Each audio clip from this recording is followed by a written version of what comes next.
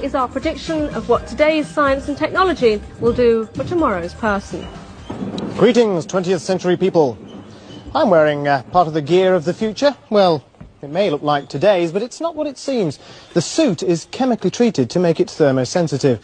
It absorbs heat when you're hot, thus cooling you down, and releases it again when you're cold, so you maintain a constant temperature. Well, I don't have much in my pockets. A few smart cards, holograms of my family, and we've finally solved the problem of lost keys. Don't have any in the first place. Each unique fingertip opens all the different doors in my life when I press them against pattern recognition pads. And I carry my office round with me as well. Now, this isn't just a watch or just a TV phone. It's also satellite connected, so I can receive information, any information I want, from any computer I have access to around the world. And I carry a printer for that information in my briefcase, so that when I get a message, it all prints out like that. How about this for a bit of future entertainment? This is my 3D TV, and I can shut out the world for the brief moments that I'm still stuck on mass public transport systems. There are hundreds of people being cloned in underground facilities in Australia and in some parts of the United States. They can make a George Norrie in about 8 years from baby to you. Okay. The problem is the brain cannot grow that fast as the body can. What happens to the human soul, Emery, in this kind of situation? Does the clone have a separate soul? We've all heard about cloning, but what if you or your friend or someone you met is a clone? Would you even know it? Welcome to Cosmic Disclosure, Emery Smith. Hi, Emery, good to see you again. Good to see you too, George. Thanks for having me. These clones, that could be just about anything, all walks of life. They could be ETs, they could be humans that are cloned. What do we know about that? Well, cloning's been done before I even came along. They've been cloning animals for quite a while, and in the hybrid programs that I was associated with, they were cloning not only species like plants and animals, but they were also regenerating tissues of extraterrestrials and growing them and then cloning them.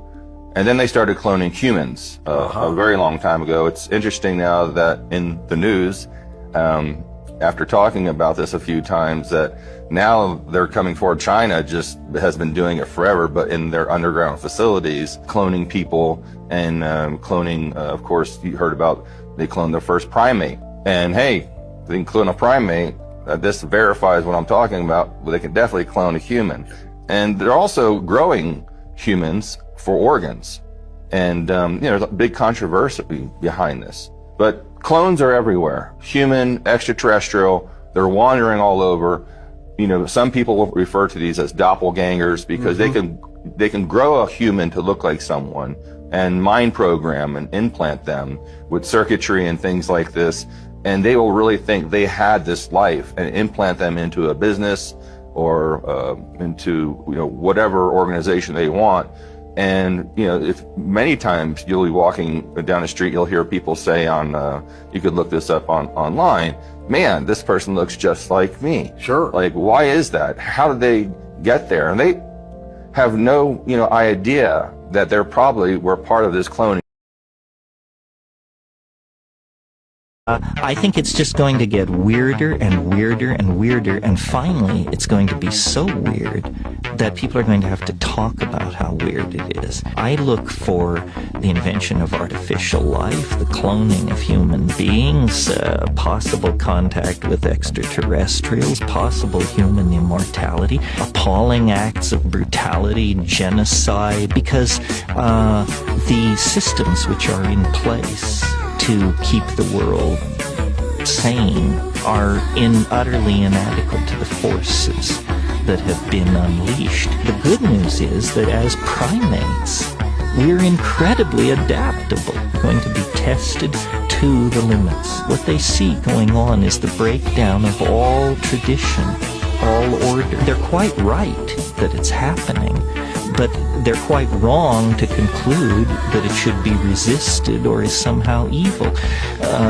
The mushroom said to me once, it said, "This is what it's like when a species prepares to depart for the stars.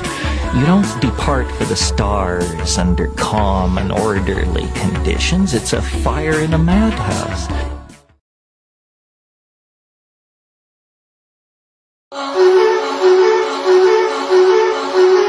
There's even talk when the next war comes, it's going to be a 12-minute war. With the next war, it's not going to be like World War II with missiles streaming overhead. What sort of a war do you think could be over in 12 minutes, folks?